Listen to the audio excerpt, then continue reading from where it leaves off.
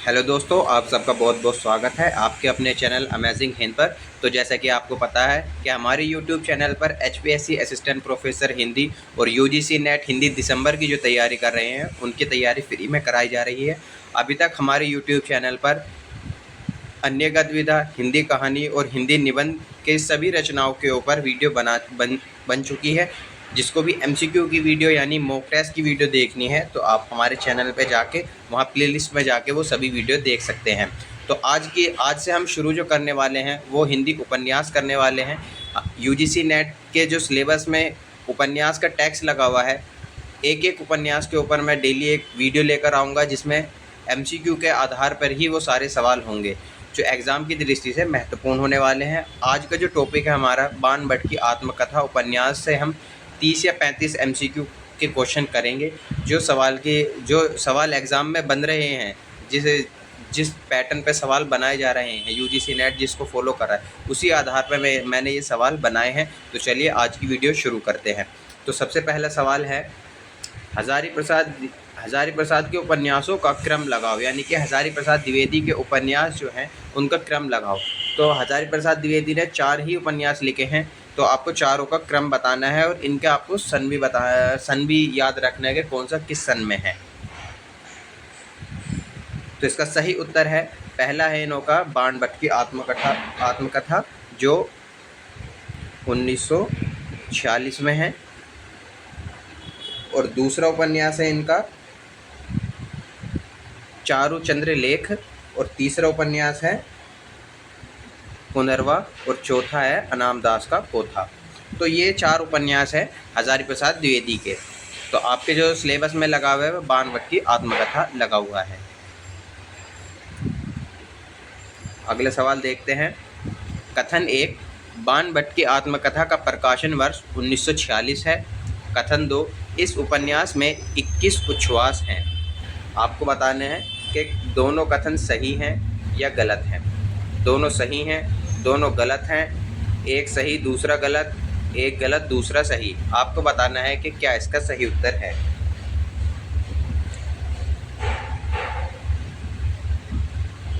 तो इसका सही उत्तर है एक सही दूसरा गलत है,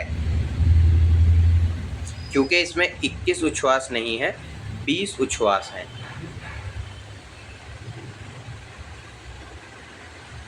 अगला सवाल है, बाण भट्ट की आत्मकथा के बारे में कौन सा कथन गलत है। आपको बताना है कि बाण भट्ट की आत्मकथा जो उपन्यास है उसके बारे में कौन सा गलत है। यह उपन्यास मैं शैली में लिखा गया, यहाँ पे यह होगा, यह उपन्यास आत्मकथा शैली में लिखा गया। 7वीं शती के हर्षकालीन राजनीतिक अराजकता का वर्णन हुआ है। इसमें कल्पना का प्रयोग बहुत कम हुआ है। तो आपको बताना है कि इसमें कौन सा गलत कथन है। तो इसका सही उत्तर है इसमें कल्पना का प्रयोग बहुत कम हुआ है, बाकी तीनों इसमें सही हैं। अगला सवाल है, आरंभ में बाण भट्ट की आत्मकथा उपन्यास की कथा किस में छपती थी, किस पत्रिका में छपती थी। आपको बताना है बाण भट्ट की आत्मकथा की कथा। सरस्वती, मिश्र बंधु होगा ये, मिश्र बंधु, विशाल भारत या फिर चांद। तो इसका सही उत्तर है विशाल भारत में छपती थी।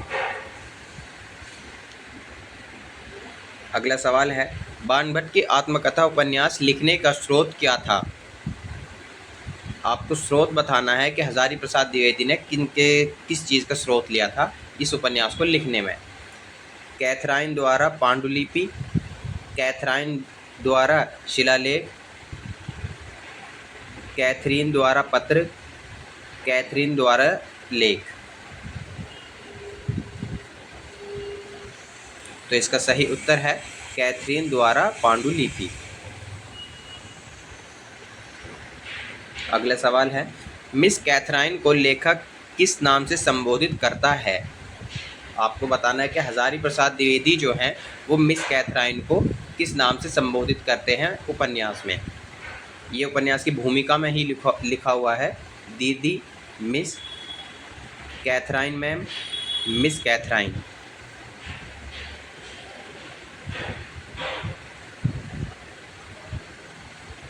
तो इसका सही उत्तर है दीदी। दीदी नाम से बुलाते हैं हजारी प्रसाद द्विवेदी मिस कैथराइन को।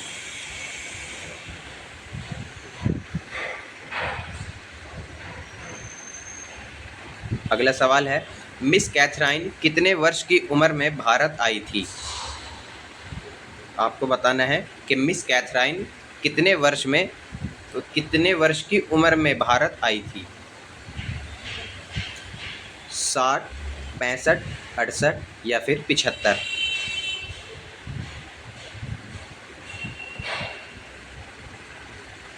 तो इसका सही उत्तर है 68 की उम्र में भारत आई थी मिस कैथराइन।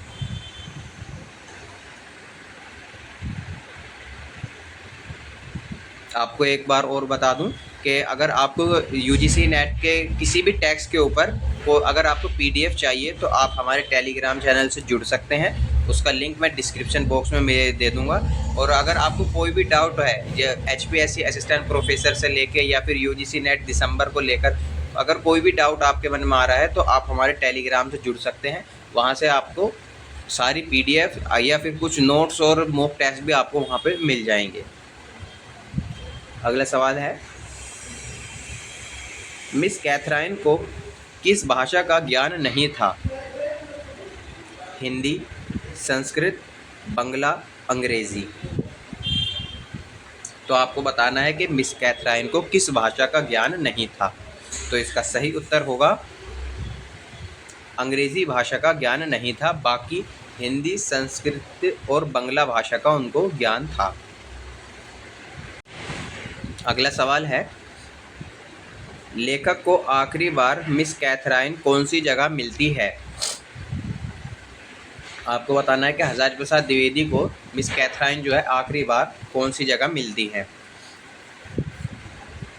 मुगल सराय, पटना, राजगिरी या फिर आगरा?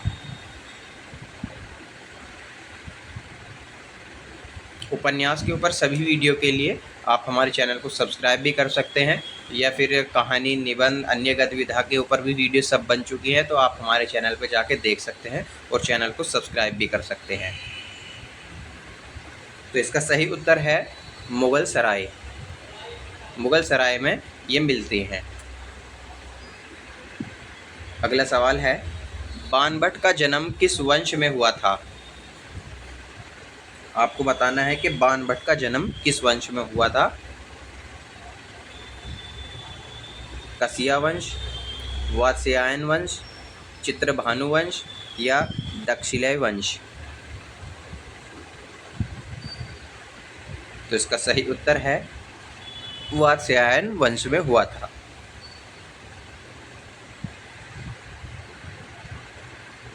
अगला सवाल है, उपन्यास लिखने में हर्षवर्धन की कौन सी पुस्तक की सहायता नहीं ली?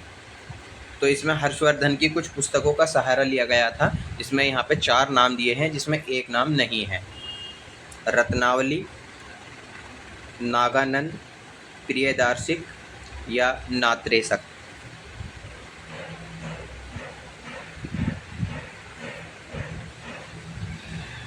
तो इसका सही उत्तर है नात्रेसक। बाकी ये तीनों पुस्तक का सहारा लिया है। अगला सवाल है, बाणभट्ट का वास्तविक नाम क्या था? आपको बताना है कि बाणभट्ट का वास्तविक नाम क्या था। बन, बाण, दक्ष या दकिश्क?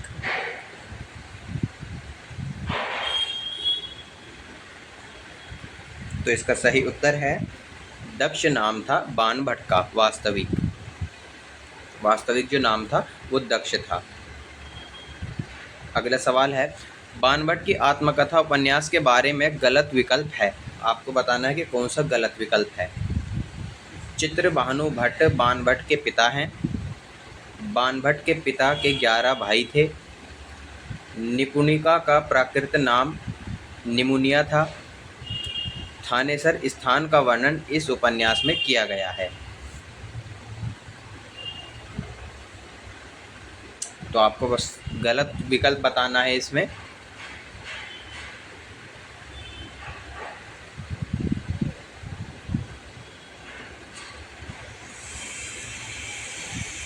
तो इसका सही उत्तर है निपुणिका का प्राकृत नाम निमोनिया नहीं था, न्यूनिया था उसका नाम। बाकी ये तीनों इसमें सही हैं। अगला सवाल है, बाणभट्ट और निपुणिका एक नाट्य मंडली में काम करते थे। बाद में निपुणिका नृत्य मंडली छोड़कर चली जाती है। फिर बाणभट्ट और निपुणिका की मुलाकात कितने वर्ष बाद होती है? आपको बताना है कि दोबारा जो मुलाकात होती है बाणभट्ट और निपुणिका की, वो कितने वर्ष बाद होती है? 2 वर्ष, 4 वर्ष, 5 वर्ष या फिर 6 वर्ष?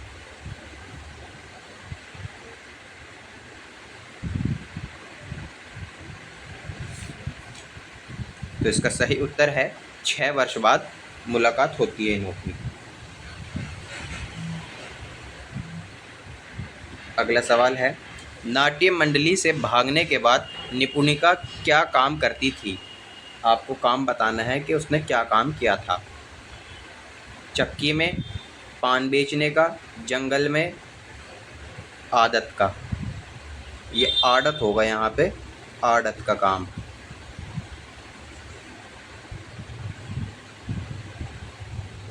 तो इसका सही उत्तर है पान बेचने का काम किया था नाट्य मंडली से भागने के बाद। अगला सवाल है, तुम नारी देह को देव मंदिर के समान पवित्र मानते हो, पर एक बार भी तुमने समझा होता कि ये मंदिर हार्ड मास का है। किसका कथन है? आपको एक कथन बताना है, किसका है? निपुणिका, भटनी, मिस कैथराइन या फिर लेखक?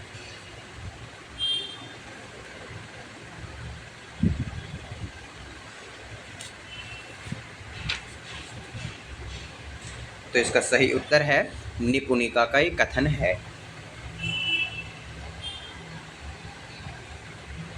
अगला सवाल है, भटनी किस स्थान पर कैद की हुई है?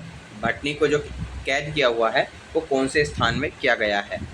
थानेसर, मोखरी वंश, अंतापुर, राजकुल?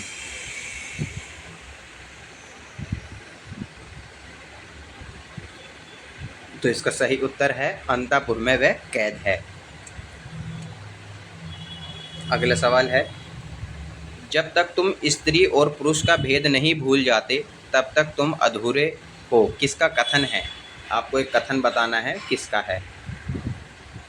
निपुणिका, भटनी, मिस कैथराइन या अघोर भैरव?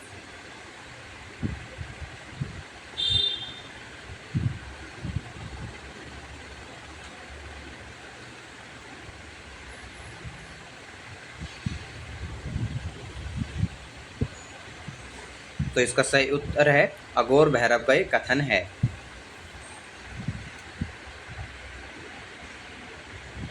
अगला सवाल है, बाणभट्ट की तुलना भटनी किस कवि से करती है? आपको बताना है कि बाणभट्ट की तुलना भटनी किस कवि से करती है? कालिदास, वेदव्यास, कबीरदास या स्वयंभू? तो इसका सही उत्तर है कालिदास से करती है भटनी बाणभट्ट की आत्मकथा में। भटनी की तो बाणभट्ट की जो तुलना की गई है, भटनी ने जो की है वो कालिदास से की है। अगला सवाल है, बाणभट्ट को किस राज्य का दरबारी कवि घोषित किया जाता है? आपको बताना है कि बाणभट्ट को किस राज्य का दरबारी कवि घोषित किया जाता है? लोरिक देव का, हर्षवर्धन का, कृष्णवर्ण का, अकबर का? कृष्णवर्षन नहीं होगा, ये गलत लिखा हुआ है। इसमें आपको बताना है कि कौन से उसमें दरबारी कवि घोषित किया था। तो इसका सही उत्तर है हर्षवर्धन का।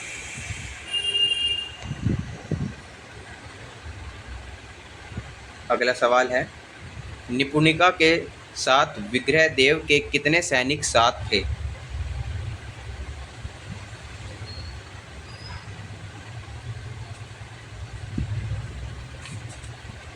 10 सैनिक, 11 सैनिक, 15 सैनिक या फिर 20 सैनिक?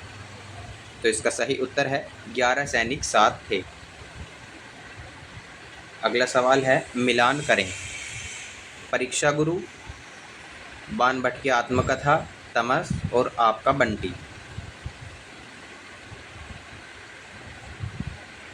तो इसमें 4 इधर की तरफ जो दिए हुए हैं भाग दिए हुए हैं कि इस उपन्यास में कितने कितने भाग हैं। तो इसका सही उत्तर है, परीक्षा गुरु में है 41, बाण भट्ट में है 20 और तमस में है 21 और आपका बंटी में है 16। तो आज के लिए हमारे इतने ही सवाल हैं। उम्मीद करता हूँ ये वीडियो आपको पसंद आई होगी। अगर वीडियो पसंद आई है तो वीडियो को लाइक कर दें और चैनल को सब्सक्राइब कर दें, ताकि आने वाली उपन्यास के ऊपर जब हम डेली वीडियो बनाने वाले हैं वो आप तक सबसे पहले पहुँचे। तो आज से हम उपन्यास की वीडियो शुरू कर दिए हैं। अब डेली 1 या 2 उपन्यास के ऊपर मैं MCQ की वीडियो लेकर आता रहूँगा, मॉक टेस्ट की, तो जो एग्ज़ाम की दृष्टि से आपके लिए महत्वपूर्ण होगी। धन्यवाद।